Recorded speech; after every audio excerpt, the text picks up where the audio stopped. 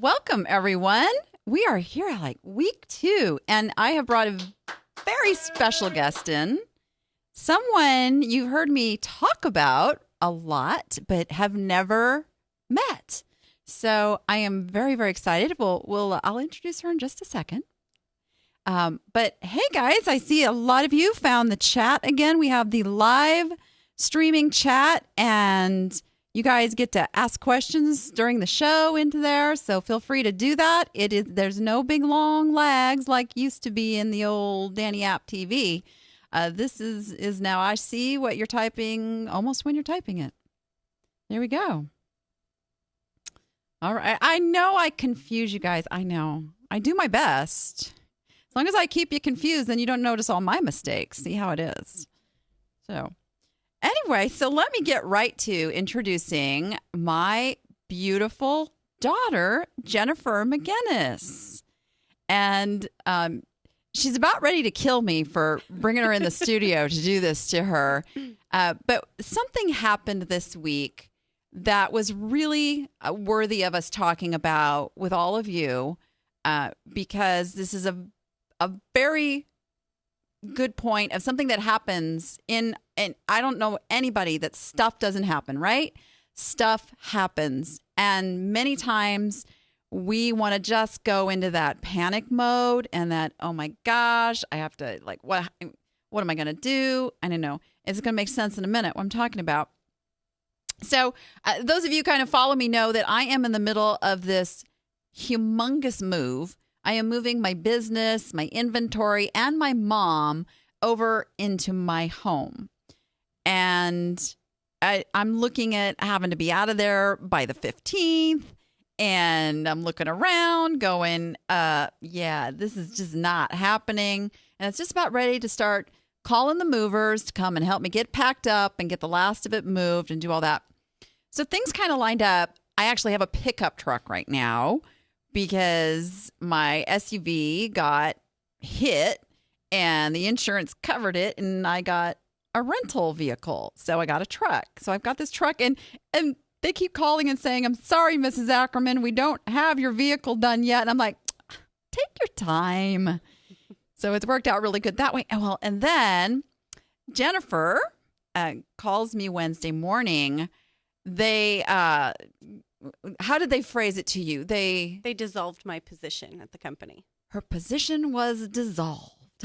It was like, and at first it was like freak out moment, like, oh my gosh, I have built my entire structure of my life around this paycheck that comes in every 2 weeks, and this is how I pay my bills. So it was kind of one of those, whoa. And then mom's sitting here going, okay, that means you guys can come out to Vegas and help me move then, right? So that worked out really, really good, because here she is. They drove out, and her husband are packing like crazy, and we're getting stuff moved, and it's all falling into place. And it's really got her yearning to get her eBay business back up and running, and adding a little Amazon this time. Yeah. So, Jennifer, for those who don't know you and don't know kind of where you were before with eBay and e-commerce, can you just give a little background of what you had before? I started my eBay business when I was pregnant with my 3rd child, and my husband worked, and I did that full time. And last year, he lost his job, and so I panicked and gave up my eBay business and went and got a full-time job, and I was supporting my whole family with that. I never stopped missing eBay. I never stopped thinking, God, when I have time, I'm going to get back to this. I'll start on the weekend, and it just never happened. And then Tuesday morning, I went into work, got let go, didn't see it coming, had no backup plan. And the first thing I did was call my mom and say, okay, this happened. Help me get eBay back. And I kind of feel, it's scary, but also it's a blessing, because now I have all the time I need to get that going, and I'm happy about that. I've really missed it. Yeah, I know at first you were really like kind of freaking out. Oh, well, yeah. I mean, it's because you just got this beautiful new apartment and just got it all decorated, and then it was like, how am I going to pay the rent? Well, we have 3 kids, and that was our only source of income. Right. Just gone. So at first scary, but because you'd been doing the eBay before, and you were very successful at the eBay before. Yeah. I mean, what was your niche? We're all about the niche here. I did do a lot of everything, but I did the best with kid things. I'm a mom, things that help moms, things for the house, Disney. I live by Disneyland, so that was always my favorite. But I think I did too much other stuff and cluttered my store, and this time I'm really going to focus in on my niche. Well, you get my approval for that. In fact, it's worked out really good with her helping me pack, is that keep finding stuff that really doesn't fit my niche. It was stuff I got to send into Amazon, and maybe the box isn't quite right or something. So I'm kind of like, okay, I'll go to a yard sale the next time I have them. But now it's like I'm sending all that stuff home with her, because that'll work really good to get her back up and running inventory wise. So let's talk about that for a minute, because there's a lot of people out there who see, big successful sellers, whether it's Amazon or eBay or whatever, and they're making these big numbers, but it doesn't just start there. You have to build up to it. So talk a little bit about that frustration of really not having any money to go buy inventory and what that feels like. I mean, you remember when I got pregnant with Aurora and I went, oh no, I don't know what to do. I had no money to, go buy inventory, and I started with stuff in my house. I started my business that in the end I was making $3,000 a month, and I was working 2 hours a day. I started by selling my Disney DVDs. Mm-hmm. Yeah, and that worked well. And sometimes you had to let go of things that you really wanted to keep. Right, but once I got things going, I rebought those things. I replaced them. My kids, they outgrow stuff. I grabbed everything I could find in my house that I didn't need, and I sold it, and I used that money to go buy new stuff to sell.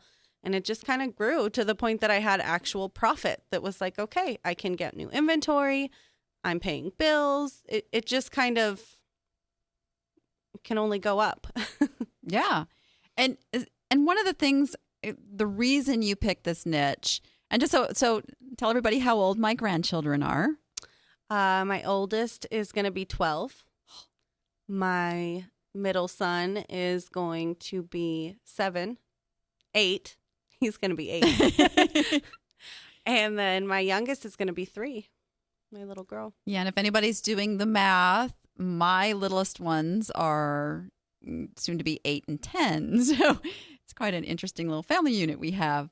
But so it goes back to that opening chart showing you've got your passion, you've got your the market demand, which we know is there. There's moms, and that thing that your experience, your talent is what equals success. And you really know what kids of all ages need, what moms are buying for them. You're really involved in that community. So that makes this a perfect niche for you. Yeah. Yeah. Now, the other thing, I've watched you posting this out on Facebook, and I know that there's a lot of people in my audience are going to find this really interesting, is your kind of extreme couponing. Oh, yeah, I do that. I'll probably throw a little bit of that into what I'm going to do with Amazon. Can you talk about that a little bit? How you just kind of... It's really hard in California. I have some friends out of state that I would see them putting it up, and I was like, how are they doing this? I found that at Target, you can pretty much get things for free. Mm-hmm. So I'll walk out of there with $70 worth of stuff for $13. I think my last run was I saved $150 on a $300 trip, so I got 50% off my groceries and household stuff. Yeah, and many of you know Kat Simpson out there. Her and I wrote a book called The Ultimate Guide to Savings by Store, which actually covers 50 different stores where you find all those ways to go in there and basically get stuff, for free with, rebates and coupons and, special cards and all that stuff. I'm too lazy.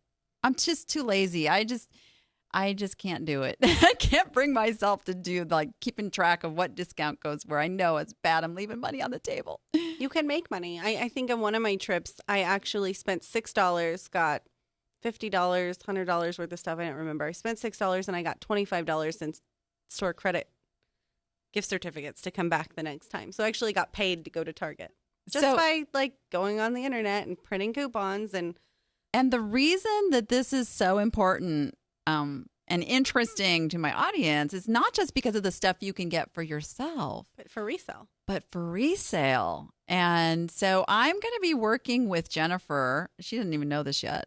I'm going to be working with Jennifer to put a product out there that will take you through how to do this.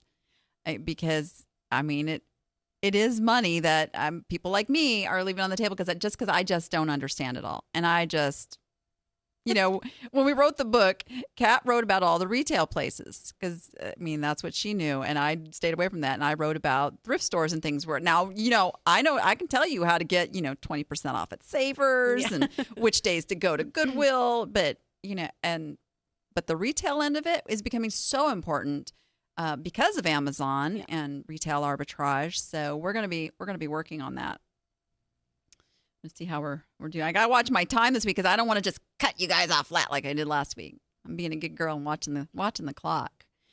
So we also are doing something else together that is an idea that many people out there could take advantage of, especially as more and more people do get into a niche. And they have stuff they've bought because it seemed like a good idea at the time that just doesn't fit and you never find time to sell it. I know you've been helping me move a lot of it. But jewelry, I mean, I have bought lots of jewelry at the auction just because they go for almost nothing. I mean, for $5, $10, you get 50, 60, 70 pieces of nice costume jewelry. And there's a good market for that. Right now that I know. Dug into the stash. So what we worked out, because Jennifer doesn't have a lot of space, that she's taking all that jewelry for me that I don't have time to list. We are using another ID other than mine or hers that will specifically be for the jewelry. And we're just going to split the profits. Split it 50-50. Her time, my investment, split the profits. Good deal. And there's people out there all over the place you can do those things with, whatever. Like if you happen to have a niche in something and you're not coming up with enough inventory on your own, put an ad out there. Find people who have those items that they would just love to share the profits with you on. Work those deals if coming up with inventory is tough. There's ways to start this business on a shoestring, literally. I mean, that is the awesome thing about selling online. You can start tomorrow without putting $1 out, find the stuff around your house and just get started and reinvest. Mm-hmm. Just reinvest that into your business. So, what do the kids think about when, of course, you haven't done it for a while, but when you're doing eBay, what were some of the stuff that happened? They just don't want to get stuck going shopping with me because it becomes all day. It becomes like a work day. But they liked it. They always got the cool stuff. If I couldn't sell something after a certain amount of time, I was like, okay, it's yours. They're excited. They're happy to have me home again. It was nice having a paycheck, that I knew was guaranteed every month. But at the same time, I never had time for my kids. I never had time to do anything. I was so tired from getting home from work every day that I missed out on a lot of the really important things. And so they're really excited that mom can pick them up from school again and we can cook together and do all those nice family things because I can be in charge of my schedule. I can work it around them and their schedule. So they're happy. That's so awesome. I'm happy. I love having the generations doing the eBay thing. I've been really sad. I've missed it. There was something really fulfilling about doing that for myself and being in charge of my own income like that I've really missed. And I'm looking forward to getting back to it. And it's just fun to go treasure hunting. It is, yeah. Well, let's shop. So let's face it. That's why most of us get into this business. Yes, we're bad, and it's going to be fun now when we get to the segment. We start talking about this stuff around me because almost everything here was purchased on my last trip to California, and you and I found this together, and of course we finished decorating your apartment. Mm-hmm. Yeah. But we have fun shopping together. And now it's like, oh, now we're going to be able to do that shopping together thing. Plus, see, and here's the beauty of it, too. You come out here, be a regular guest on my show, and you can start writing off some of that makeup and stuff because, you need it for the show. It's all good. So you guys got any questions for Jennifer? Feel free to throw those into the chat. That's what we get to do here, live and in person. So you're going to stick around with me. We're going to talk about some crazy cool stuff that sold this week that people over on the Danny App Facebook group had submitted as their... We usually do a Score Sunday. We did a Whoa Wednesday this week because I forced myself to take a Sunday off. Well, I didn't totally take it off, but I tried. So we didn't really run a thread or do anything like that over there. But so we did Whoa Wednesday this week and talked about some cool stuff that sold. And I'm selling stuff without even listing stuff. It's crazy what people will buy when you have the right stuff listed. So we're going to talk about that, and I'm going to keep you on to kind of go over those things with me on the show. But first, we are going to take just a little commercial break. This episode brought to you by the Vegas Video Co-op. Because your online presence is often your only chance to begin a meaningful sales conversation, please take a moment and visit vegasvideocoop.com. Highlight your business, start a talk show, or unleash your genius for a low monthly fee. Use promo code LILV for a special discount to our viewers and listeners. That's vegasvideocoop.com. All right, we are back. So, I was just asking over in the chat if my buddy Matt was over there. So Matt is one of my appsters who has a very unique niche that I just love. I just love week after week after week. He is submitting his scores, which I just love it. And Matt and I talked last fall before he became an appster. And what he does is he gets equipment like chainsaws and weed eaters and riding lawnmowers, and he tears them apart and sells the parts. Because it's what he loves to do is, tear stuff apart. So he always kind of argues with me a little bit when I start talking about being, in the high end of your niche and not not selling lower price items. But Matt is truly an exception because he is so fine-tuned niched, he can list things like just crazy. So his focus really is going to be getting somebody else, just to help him keep up with tearing the stuff down. And the best part is people just give him this stuff. It's broken. It doesn't work anymore, and so I love it. So I love week after week. So he had this one particular item that we're going to show you. Actually, not an item. It's a series of items that he sold. 11 of these things went all to the same customer. And note, he does free shipping. And yeah, they are low-priced items, but I believe the order came to $168 worth of parts for this WT3100 weed eater. Some guy's going to go put that weed eater back together, and I'm thinking, what does that weed eater cost retail? I'm just thinking, but hey, you know what? Somebody wants to buy it. But all of these went to the same guy. So he has free shipping built into every one of these. So that was just a major bonus on top of everything else because, he expected to pay shipping on every one of those parts when he set the price. And this way, it was ka-ching. Where's our ka-ching? That's worthy of a big ka-ching there. So I just love it. I just love it. Yes.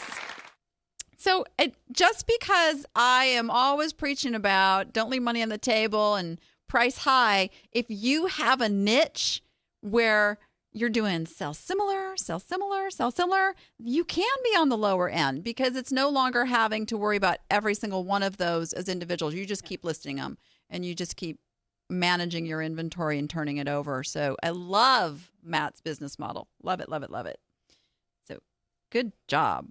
But next, now this is a name that I have not seen in the scores thread before. And I'm probably going to mess it up because that's what I do. I mess up names. Oh, Katie Koshke. So let me give you her item number, which is 141621974845. Gosh, I remember the days when those item numbers were only like 5 numbers. It was really, really cool. We don't have those anymore. Now it's like, what is it, like 15 now?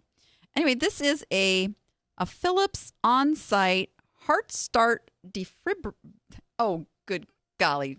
Defibrillator. Heart pumper thing. Okay. Okay, so that thing, you guys can see it. So she got this for free, but it wasn't working. So story goes that she bought a $20 part to fix it. And y'all see what it sold for. $550. $550. Yeah. How many people would probably have passed on that or thrown it out because it didn't work? And she just did a little work, and $20 later turned that into $550. So I loved that score. Love it, love it. And always think outside the box, you guys, on that stuff. And how something that can be of like huge value, you can turn around and make huge profits on. Yeah, and you guys know me on eBay. I'm perfectly fine. You want to go outside of your niche to list something that's going to make you $530 profit. You are not going to get scolded by me. Okay, that's all good. Notice it was auction format too. See, this is key too. Stuff that is like not totally in your niche. The best thing to do with it is find an auction price to start it at where it's a no-brainer that it's going to sell, move it through, make the money, go. That's what I like to do. All right. Next, we have a score by, thank you for that. Lisa's over in the chat sharing the links with you guys as we go. Love it. This is from Terry Benedict. Item number 17143085354. So those that were here with me last week probably noticed I'm actually able to read my notes this week because I printed it in like a 24 font. Hey, but just in case, I did bring these, but I'm not going to put them on. All right, so what do we got? Did that go? Yeah, it did. Oh, Franciscan Orchard Glade Soup Pasta Bowl. So Franciscan dinnerware, there are a lot of people out there that have this dinnerware, and it chips really easy. Let me just say. So people are always looking for replacement pieces. Now, she bought these for 50 cents each, and I'll tell you in a minute what she got for them. But she picked this up at I believe she said a church yard sale or rummage sale because it reminded her of a pattern that she had seen at her grandparents' house, Desert Rose. Now, I don't think I don't know if you remember Auntie Lynn. Yes, of course I remember Auntie Okay, Lynn. good. All right. So I grew up every summer going up to Carpinteria, California, and setting the table with the Franciscan Desert Rose pattern. And I picked this as one of our scores because it is a great example of how people will buy on emotion. Like it stirs something. I'm sure, I say her name and it like you have memories you're flooded with. And that dinnerware to me is just flooded with good memories. It's where I learned to set a table. So we did it all prim and proper. And I was actually, it was funny as I got older selling on eBay and I realized, oh my gosh, those dishes are worth a lot of money and we ate on them every night. But that's how people buy. So she got $200 for the set of 8. Now, what I didn't see is if they all went to the same person. And I don't know if Terry is over in the chat can tell us if that is true. Because if they all went to the same person, again, she had free shipping. She had the shipping built into the price. So if all 8 of those went to the same person, there's some extra ka-ching there. bonus. Yes. All right. And then let's see. We've got a score from Nancy Gordon. Nancy Gordon. And this is item number 2816528603551. Again, this was bought for 50 cents at a library sale. And let's pull it up a little better here. This is a book called A Work in Progress by Chick Corea on being a musician. And this is I would have been attracted to this too. It's something you don't see every day. It's kind of wonky. And I absolutely love it when I can't find anything in my quick research.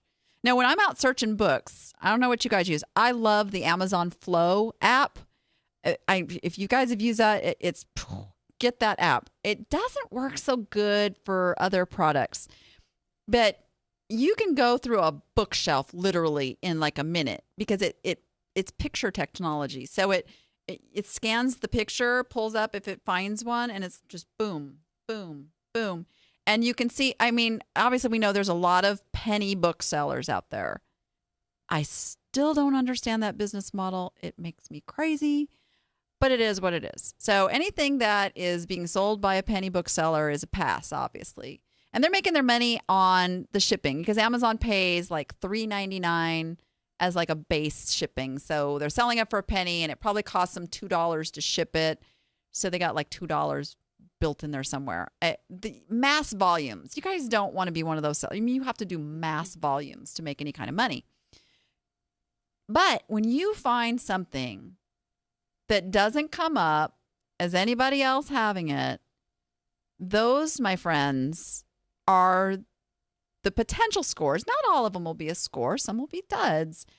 But those are the ones that go in my cart every single time because it can turn out like this. $99.95 for something she paid 50 cents for. And yeah, big time. And I know some of you are thinking, and let me just go back. It sold in 4 days after she listed it.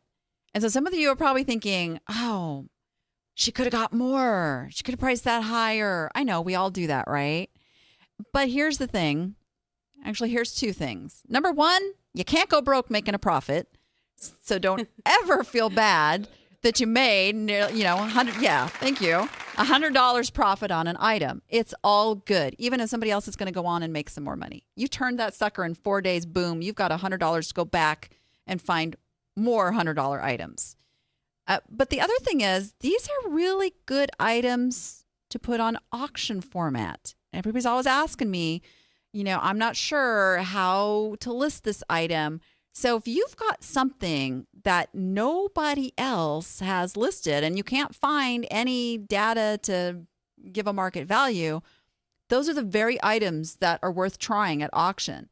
So $99.95 if you started that at auction and it brought one bidder and one sale, same outcome ultimately, or you just get two crazy bidders that want that item, and you never know. You just never know what things are going to go for. I mean, have you ever had one of those really cool? What was yours? Stuffed animals, plush. I don't know what it is, but I get them for nothing, and then they'd turn around, and I'd get people that just had to have it because it was something they had when they were a kid or something their kid had to have that there was no more in the stores, and two people will go crazy, and I would just couldn't believe it sometimes. I can go back to when first kind of got started in this crazy business. It was when it first got really serious. And you probably remember when Steve and I were doing the storage lockers. Oh, yeah. Back in the day when you could really make money off of storage lockers, before anybody did a show or wrote a book. But no, really, that was, things have changed, and it's okay. We're going to reminisce a little bit on this. But there was this locker that all we wanted was the shelving. There was beautiful commercial shelving lined up along the back, and that's all I could see in that locker. That's it. It was full of boxes. It was a very neat, tidy locker, which is always something you want to look for is, you know, somebody took care in putting the stuff in there and it was all neatly organized. Open that door and I'm just like counting that, because as you do, you figure out what you can see and how much the value in that is. So we're like, $400. We'll pay $400 for this locker. That's what it would cost us if we had to go out and buy this shelving. Here it is. Beautiful. So we're bidding. We were at 300. Thought we were going to get it. Somebody goes, 350. I'm like, shoot. So we go 400.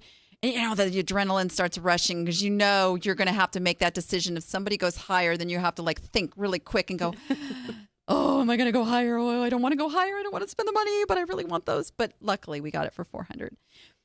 And this is what's crazy. We hadn't even seen this. It was sitting right inside the door. We're emptying the locker, a brand new 116-piece Craftsman tool set, new, sealed, never been opened. Right there, it was like, oh, this is going to be a good locker. And then there was artwork, all kind of stacked. And Jennifer knows I have a thing for art now. Oh, yeah. We just moved all that today from one house to the other. A whole truck bed load of art. Really good art. It was fun. And then you go back through and go, oh, I remember I bought that. But back to the story. So she had collected Bev Doolittle's, which is a very famous Southwest artist. Bev Doolittle prints go for hundreds, if not thousands of dollars. And it was full. I mean, and Howard Turpning, which is another really famous Southwest art. That one sold, one print sold for $500 of that. So I just made a boatload off of all that. And then we started digging into the boxes. Oh my gosh. So the ladies' stuff that was in there had worked for NASA. Oh, nice. During the beginning of the space shuttle program. She had collected every single piece of paper ever associated with her job, every shuttle launch, landing. She had signed photos of all the different astronauts. I mean, I was not very good at keeping track of my numbers back then, but I think estimating that we made about 10 grand off of that locker would be a very conservative number. But the creme de la creme was in the very last box we got to. And I was going to toss this box, by the way, because we were moving and I was sick of astronaut stuff. I was. It's not my thing. And I was so tired of it because I'm like, I had been absorbed in all of that. And hubby Steve goes, no, you better check. You better check. And so I did. I went through it. Okay, there is a holy grail of astronaut signatures out there that if you ever get one, you're going to be in good shape. And that is Neil Armstrong. Yes, there was a signed Neil Armstrong photograph in this box. And of course, now he's highly, highly forged because his signature is so extremely rare. And it was rare because the man did not sign anything. He quit signing autographs. He wouldn't even sign checks. His signature was nowhere. And so, I mean, because of the provenance of this locker, meaning all the information that backed up that this was legit, we started that on auction at $9.99, and watched it. And it bounced up to about $200 right away. And we were like, oh, cool, $200. And then we watched it. And in about the last few hours, it was sitting at around $800. And we were ecstatic. We're like, yeah, $800. And lo and behold, that last few minutes when the crazy bidding war really took it home, $2,500. Wow. Yeah. That's my all-time favorite sale. All-time favorite sale. So, Didn't you find a car buried underneath boxes in a storage locker? oh yeah, we've sold a car too. We'll share that story another time. Wasn't it a Cougar? Okay, you want me to tell the car story. So again, storage lockers was how we really made our killing in this business when we first really started going. And again, you guys don't run out and get storage lockers. They're not the same as they used to be. You got to be a lot more careful about what you're finding in them. But here's the cool thing. So we go out and when you do these storage locker auctions, they usually have a route that they take and you go from place to place. Well, this particular day, there was a place that was kind of off the beaten path. It was a little far out from where everything else was, and there was only one locker. So most of the dealers that were along said, screw it, we'll meet you up at the next one. Not us. I'm hardcore. I got to see what I'm, missing. And so it was us and one other person when they opened the store. And they opened the store, and there is a 1967 Cougar frame sitting up on what's called a car dolly, which is how you work on a car body. It didn't have any drivetrain, no engine, no wheels on it, nothing like that. It was just a frame. But it was all it was straight and it was primered and it was ready to be put back together. But that wasn't the best part. On the back wall was shelving lined up with all these little boxes. And we didn't know exactly what those were at first because you couldn't see. So we're looking at each other going, how in the heck are we going to get this thing home? We don't have a car, trailer, or nothing. We're brainstorming, and the bidding opens and nobody wants it. Nobody wants it. And the manager at the storage place is desperate. She's like, please take it, $1. $1. And we're looking at each other like, oh my gosh. So called some friends. I said, can you hold on just a sec? We called some friends of ours who her husband worked on cars, and they had a car dolly. So we're like, hey, you want to go halvesies on a locker with a car in it? And I told them kind of the details. And they're like, sure. I said, okay, you got to pony up 50 cents though. They were like, okay, sure. So, okay, we get the locker for $1. And usually you have to get out of a locker by the end of the day, sometimes the next day.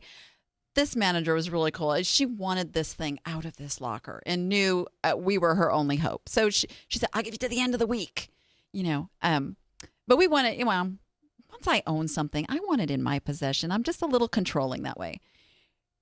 Huh. So they come out and we get in there, and those little boxes on the back wall, new old stock, 1967 Cougar parts to put this car back together.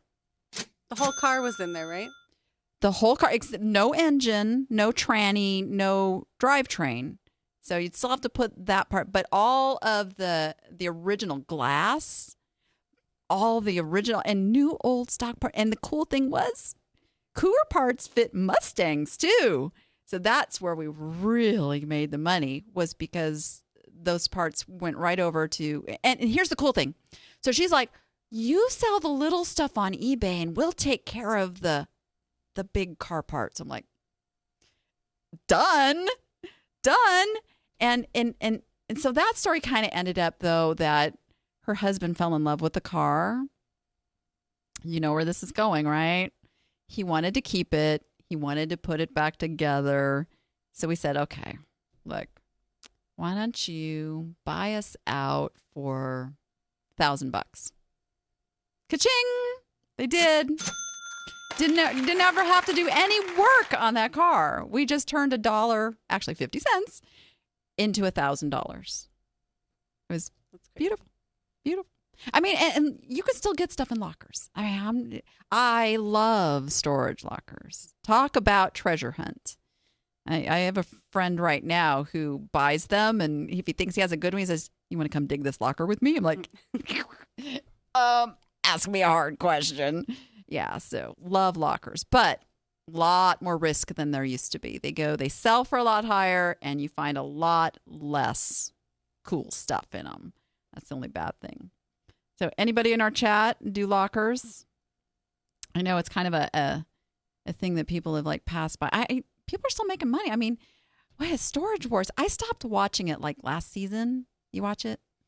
No. I haven't had time for a year to watch TV because of my job. That's true. I watch Shipping Wars though. Shipping Wars is cool. And I cringe a little every time I think about that I have to hire like, a freight shipper to ship something, thinking, oh, am I going to get one of these knuckleheads? Yeah, if any of them are ever watching my show, sorry, but it is what it is. I just want to reach through the screen and slap them sometimes. But I want to sell some of that stuff they're hauling. Some of those like robots and big Liam figures all and those stuff. shows. Yeah. And Liam is my son-in-law. Yeah. So cool stuff. So what else we got going over in our chat over here? Just make sure I'm keeping up. I get so caught up in the memories and the stories. I think my chat is just not okay. Bob's you stopped watching them. Yeah. Yeah, they are a little fake. I found out a little backstory on that. I think we got time. Yeah. So the backstory on that isn't there. They're not actually, they're not planted per se. So it's not like they buy the locker and then the producers go in and stuff them with stuff. That's not how it works. Here's how it works. They put stuff in the locker. They fill the locker and let it go delinquent, purposely knowing that it's lined up to be part of the show. The producer does this for the show so it's really in reality they're bidding on a locker and they're emptying it as it is. But that's the little backstory to that. So it's basically let's make a deal, And here's the thing about that show too. They're given the money to go buy the lockers. It's not their money. It's not their risk. They're like, they probably have some insane budget now, like, here's $10,000 to go play at the storage lockers with, Most people don't have that, No. You have to hold on to that money a little tighter, but yeah, so now you know. But I mean, I get it. Produce television, they have to condense what really happens down into about 30 minutes and make it entertaining. So obviously, if they sat there and we just saw, we'd be bored to tears. Nobody would watch the show. So it is treasure hunting. It is what it is. And it does happen. I mean, it is based on reality because it does happen. Just not as often as it used to, unfortunately. All right, guys, we are going to take one more quick commercial break and be right back to look at some of this cool stuff laying around me. Are you ready to have a different year than you did the year before and the year before that? And so on and so on. Well, join success-minded entrepreneurs at the second annual More Fun, Bigger Profits event in Las Vegas, Nevada, May 13th, 14th, and 15th, and put together your dream business blueprint. You'll walk away with a plan in place to reach the level of sales you desire. Top-notch experts will be there to help you fill in the pieces of your blueprint, including Jim Cockrum. He'll share with you how to add multiple streams of income. Michelle Sism. She'll show you how to track conversion and do more of what is working and less of what isn't. Bellany DeShong, who's sometimes just a shift in mindset makes all the difference, and this is Bellany's specialty, helping you shift to a mindset that attracts money instead of sending it running. John Lawson. You need your social media marketing to be a little more, kick-ass? Well, he's your guy. And speed training sessions will feature topics of inventory management, time management, system development, video marketing, powerful photography, and much more. So just go over to More fun, biggerprofits.com to see the entire lineup of speakers and to grab your ticket. Oh, and use the code RADIO100 to get $100 off your ticket now. See you there. All right. So, what have I got laying around this desk today? I left enough time for us to actually talk about it today. I got so carried away last week. So what's really fun is I think just about everything sitting here you and I found together a couple weeks ago when I was out in California.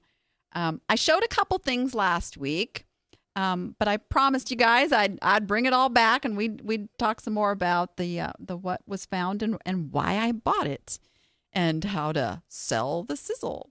So I told him last week how we went to, we went yard sailing, and I can't remember if I told the story about the desk. Let's tell the story about the desk since it's your story. So we went, and I saw the bar first. Yeah. And she was selling it for $100. She had taken an old mid-century piece and fixed it up herself. Or no, it was $150. We passed on that, but as we were walking out, I saw a desk buried in stuff that was also mid-century, not in the worst condition, and I assumed it was going to be more because of what she had the other pieces priced at, and it was $10. That was so crazy. That was so crazy. Yeah, $10.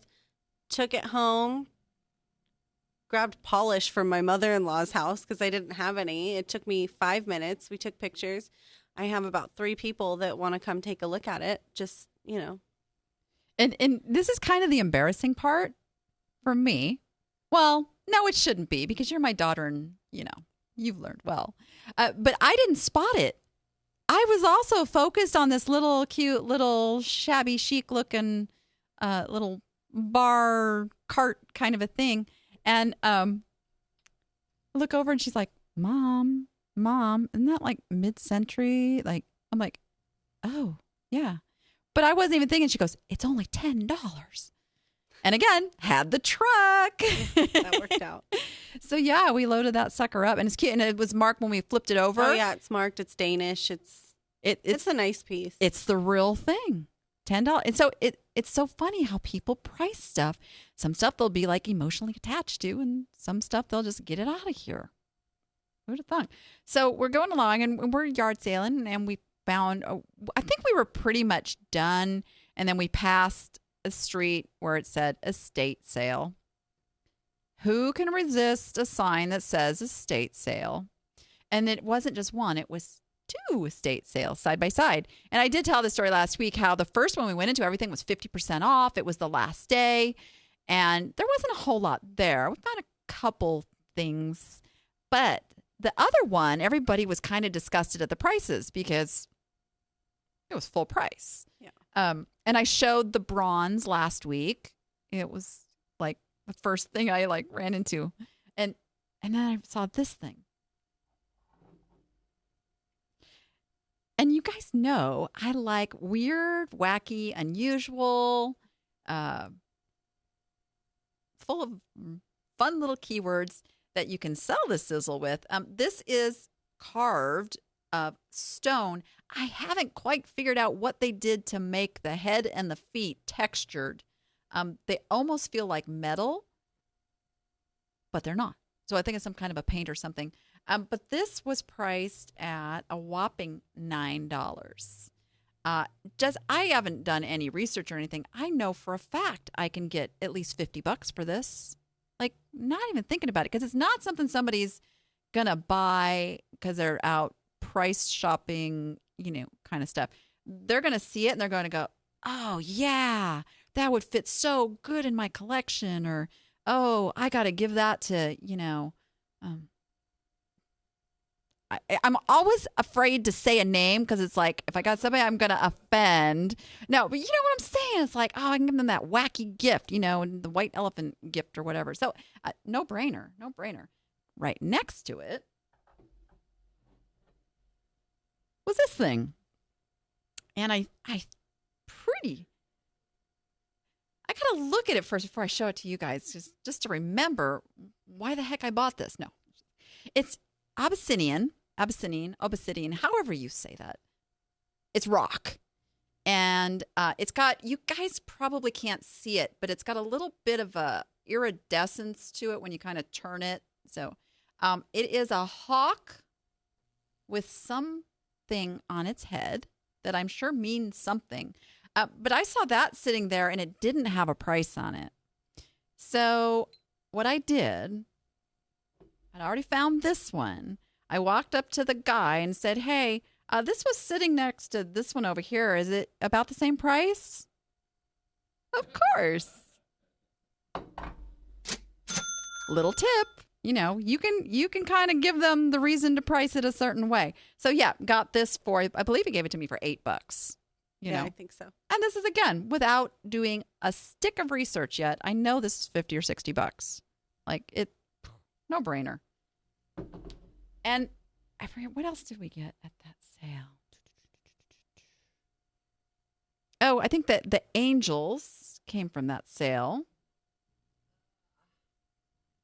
So there's 3 of these. Now, 'tis not the season for angels right now, but you can still list them.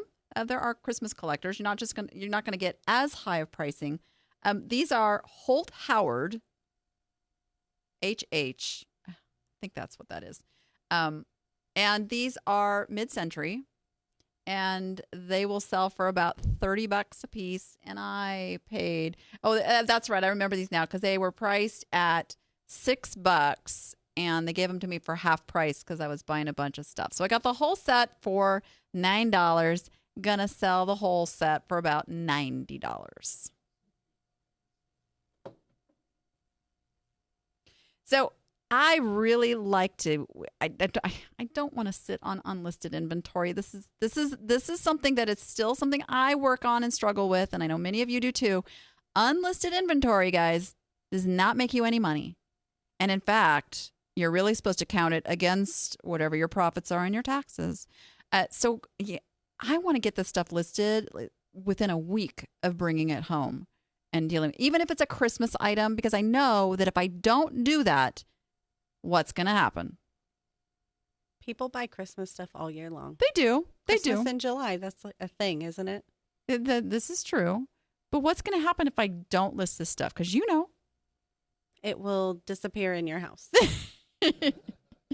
Exactly. So get it listed, even if it's off season. Because, yeah, there's always people buying. So somebody was asking over on the Facebook group about listing coats. They got these really, really nice coats. And like, should I list them now? Well, guess what? It's cold in England. It's cold in Australia. Yeah. It's their winter going into. So, yeah, list that stuff. Just make sure you're international. So we had a little fun at the Goodwill down by my daughter's house. It's really so inconvenient that it's practically in walking distance from your house. I know it's a big stressor. When we go there 2 times, 3 times? Me and Liam have a track we go on where we know where we're going to get lunch and where the next Goodwill is, and we have like a set little track. So this is how bad my daughter is. We'd already been in the Goodwill, and I think, and the next day we went and we got our toes done. Yeah. And you know, if we actually find a way to show those on the show, we can write those off too, because then we make them part of it. But we got our toesies done, and it was in the same parking lot as the Goodwill. And she's like, I said, yeah, we went there yesterday. But they put out all new stuff every day, Mom. Then it's just like, oh, okay, fine. Force and me. We still walked out with what, $300 worth of stuff, 2 carts. Crazy. Yeah, I'm wearing a pair of the pants too that we found. Very cool. So I'm talking a minute about plush. You guys know I love my plush. You do. They're my favorite. Plush, people pay crazy prices for plush, and you know why? Because it's emotional. There is memories attached. There's some kid screaming in their room because they've lost their Marvin the Martian. You know, that kind of thing causes people to spend a lot of money on plush. Plush that is directed more towards an adult audience, you know, SpongeBob and, you know, the Looney Tunes, things that go back to our childhoods, depending when that was. Of course, your childhood is later than mine. I said that right. We won't go there. So here's Marvin, and he's still got his tag. So $4. My gosh, $4 for Marvin the Martian. No, blue tags were on sale. He was half off. Oh, was he? Well, I didn't even look at that though when I was buying him. He was half off. Because here's the thing: a character like Marvin is a $30 bill all day long. Easy. I don't. $30 is nothing. Have you guys bought a new plush animal lately in the stores? They're not cheap. I mean, the little garbage like are going to fall apart in a day ones are $30. So somebody will pay $30 for a used plush. It's crazy. They're easy to list. They're easy to ship. I love selling plush. It's my favorite. Yeah.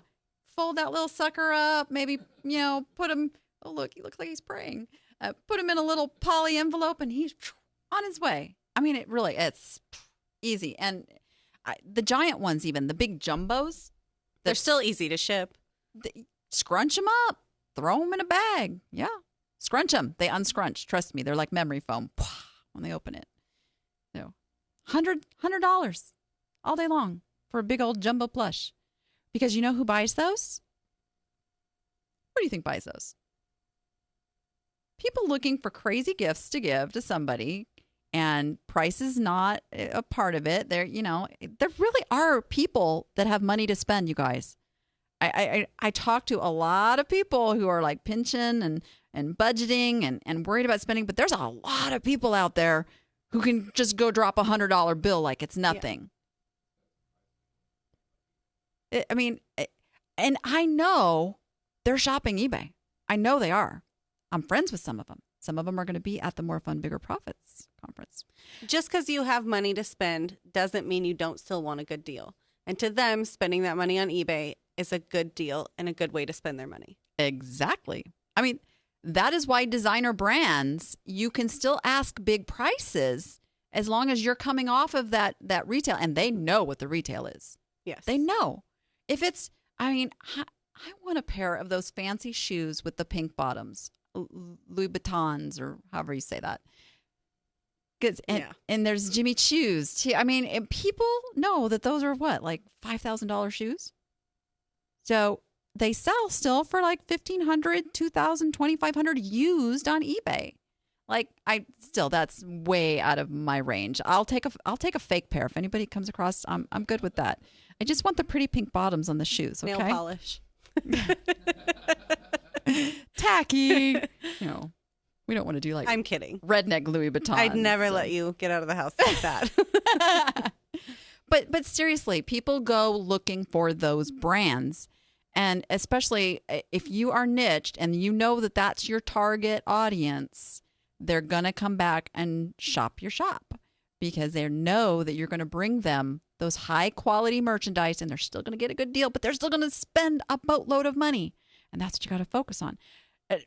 One last thing I'm going to bring up and show you because I talk about this all the time and you guys always think I'm crazy, but I just get giddy when I find one of these at a thrift store. Bags of fake fruit. And there's 1, 2, 3, 4, 5. There's 6 pieces in here. There's pears, apples, grapes. Grapes aren't as good as the apples, the pears, and some of the weirder stuff. These are $10 bills. And this is like one of my... And people don't buy just one. They go in and they buy 7, 8, 9, 10 of them. And you put them all in one shipping. And I used to make $50 to $100 every time I sold fruit because people would buy multiples. It's insanity. Yeah. So sell similar, easy to ship, $10 bills. And they will spend that money on them. There you go. Fake fruit. Don't pass it by. And the more unusual, the better. I mean, like, there's bread and cheese and cakes and it helps to also look into what, like an apple, if it's a gala apple or a red, because people really do look for that specific kind of apple. And think of this is your take this home with you tip of the day here. Your target customer for fake fruit is not somebody making a pretty fruit basket. It is for a theater prop or a movie prop or like a photographer who needs the fruit. They just need to find it. Even staging homes and stuff, they use that. Staging homes. And they have a budget to spend on this stuff. I mean, it's a prop to them. It's not a piece of fake fruit. It is a prop, and props are expensive. Mm-hmm. So always be thinking who your target customer is. So how awesome was it to have you here today? Thank you. I know you didn't want to do it, but I was nervous, but it was fun. Glad I got to be here. And I know my audience is thrilled to have met you. I'm the one that's been calling everybody and yeah, she's the one trying to get you to the event, calling and saying, "Come on, get your ticket." So, with that, guys, thank you so much for being here for episode 2. Now, I will be out of town next week. No show next week. I know we just got rolling, but we'll be back the following week. Thank you. With John Lawson is going to be here, virtually here, and we will be talking about social marketing. So thank you, everyone, for being here. And with that, go be profitable and make it fun. We'll see you next time.